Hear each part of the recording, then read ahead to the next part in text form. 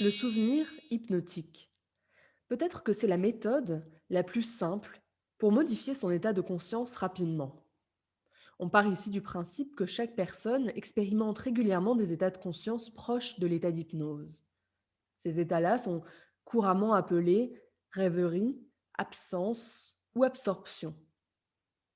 Pensez à des moments où votre esprit conscient a décroché spontanément de la réalité. Ça peut se produire en conduisant, en marchant et régulièrement lorsque vous êtes absorbé dans une activité routinière. De nombreuses personnes ont pu ainsi vivre des expériences de ce type, comme par exemple le fait d'être au volant, on se surprend à laisser la pensée s'égarer jusqu'à avoir une perception du temps différente, ainsi qu'une amnésie sur tout ou partie du trajet.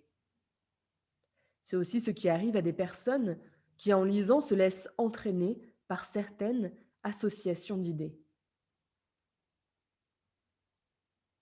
Le fait d'être particulièrement attentif ou absorbé dans une activité peut ainsi amener à des états de conscience modifiés.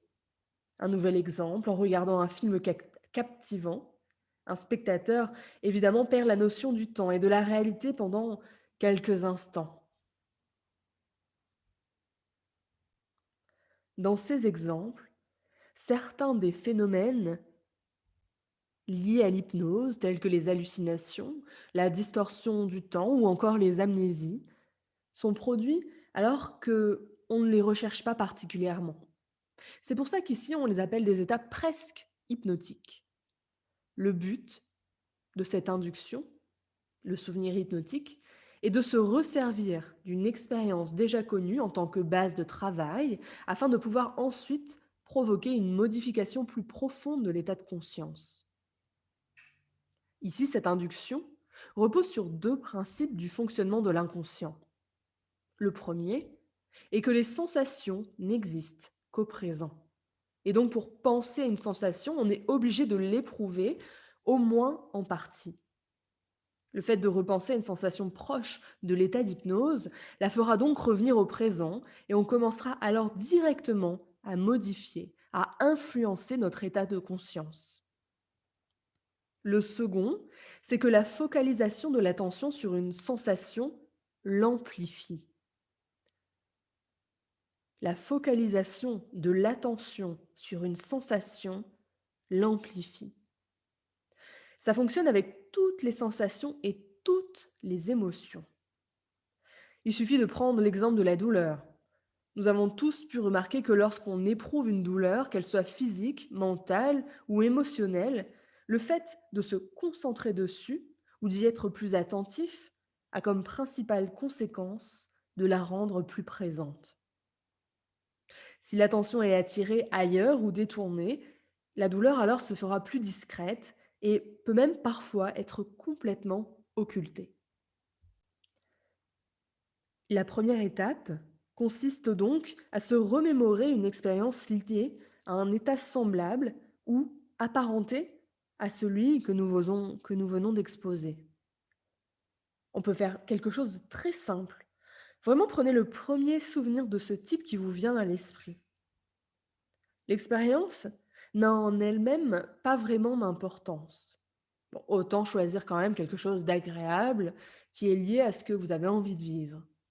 Mais ce qui est vraiment important et qui nous intéresse, c'est vraiment la structure interne et plus particulièrement ce que vous avez ressenti.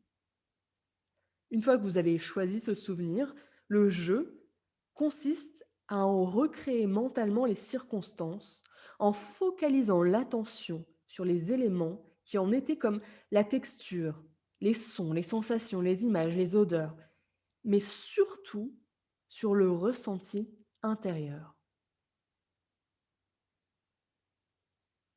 Afin de faciliter le travail de la réémergence du souvenir, vous pouvez vous aider de certaines questions comme: qu'est-ce qui en moi a produit une telle réaction? Qu'est-ce qui en moi a produit une telle réaction? Qu'est-ce que j'ai ressenti à ce moment-là? Qu'est-ce que j'ai ressenti à ce moment-là? Quel était mon état d'esprit? Quel était mon état d'esprit? Se replonger dans ce souvenir, ça aura comme conséquence de faire ressurgir l'état d'esprit qui était le vôtre à ce moment précis. Le fait de porter l'attention avant tout sur les sensations va permettre donc du coup de les amplifier, amplifier ce vécu et de le réactualiser pleinement. Bien sûr, au début, ça prend quelques minutes, mais avec l'expérience, avec la pratique, ça vous prendra simplement quelques instants. Et vous devez continuer jusqu'à ce que vous puissiez vraiment ressentir au présent une impression similaire à celle du souvenir. Prenez vraiment votre temps afin de redécouvrir toute la profondeur de ce souvenir, de cette expérience. Soyez attentif à tout ce qui commence à changer à l'intérieur de vous et à tous les signes caractéristiques d'un état hypnotique qui peuvent alors commencer à se manifester. Après avoir recréé ce premier état, vous allez vous à l'amplifier afin de le transformer en une véritable transe hypnotique. Pour ça, simplement concentrez-vous sur tous les changements sensoriels que vous remarquez. Portez l'attention sur ces différents éléments. Ça aura du coup pour conséquence d'approfondir votre état hypnotique. Ici, quelques minutes peuvent être nécessaires, je l'ai déjà dit, surtout la première fois ou la deuxième fois, au début de votre pratique. Les signes vont mettre un peu plus de temps à se manifester et ça pourrait être assez léger. Mais gardez en l'esprit que c'est quelque chose qui s'apprend, partir consciemment en transe. Soyez bien à l'écoute des réactions corporelles, particulièrement des spasmes musculaires, des sensations de légèreté ou de lourdeur, et aussi les changements de température du corps. Ça va vraiment vous permettre de revenir sur ces changements plus rapidement lors de la prochaine expérience. Qu'est-ce que vous ressentez en fait quand vous partez en transe? Et ça, c'est propre à chacun. Si je résume un petit peu l'ensemble de cet audio, trouvez un souvenir presque hypnotique, réactualisez ce souvenir en laissant un maximum de détails lui donner sa force. Troisièmement, plongez-vous dans les sensations liées à cet état. Et ensuite, en vous concentrant sur les modifications internes, laissez-les s'amplifier afin d'approfondir l'état hypnotique. Bonne pratique.